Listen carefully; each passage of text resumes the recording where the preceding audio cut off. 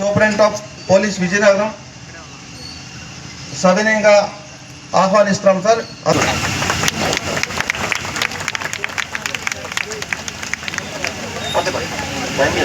విజయనగరం ప్రజల్లో ఒక breast cancer మీద అవగాహన కల్పించడానికి ముందుకొచ్చినటువంటి మహేంద్ర అండ్ గాంధీ క్యాన్సర్ హాస్పిటల్కి, వాళ్ళ మేనేజ్మెంట్కి, అలాగే ఇక్కడికి వచ్చినటువంటి రోటరీ క్లబ్ గవర్నర్ గారికి, డాక్టర్స్ అందరూ కూడా, అలాగే రోటరీ క్లబ్ మెంబర్స్కి, అలాగే విజయనగరంలో ఉన్నటువంటి పెద్దలందరికీ విచ్చేసిన ప్రతి ఒక్కరికి నా తరఫున, మా పోలీస్ శాఖ తరఫున అభినందనలు. అందరూ కూడా ఒక అవగాహన కార్యక్రమం తీసుకువెళ్తే prevention is better than cure అన్నారు.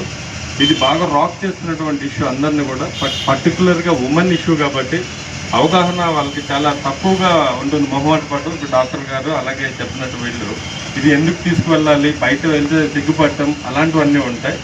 అటువంటి వాళ్ళకు కూడా ప్రతి ఒక్కరు కూడా దీన్ని అవగాహన కల్పిస్తే స్క్రీనింగ్ టెస్ట్లు అలాంటివి మొదటి దశలోనే కనుక్కుంటే మనం ఆ ఫ్యామిలీ క్లబ్ వీళ్ళందరూ కూడా చిన్న చిన్న అవగాహన కార్యక్రమాలు, అలాగే స్క్రీనింగ్ టెస్ట్లు అక్కడక్కడ ఫ్రీగా చేయిస్తే వాళ్ళు నెక్స్ట్ స్టేజ్లో ఏదైనా ఐడెంటిఫై అయితే హాస్పిటల్కి వెళ్ళటం అలాంటివన్నీ చేస్తుంటారు.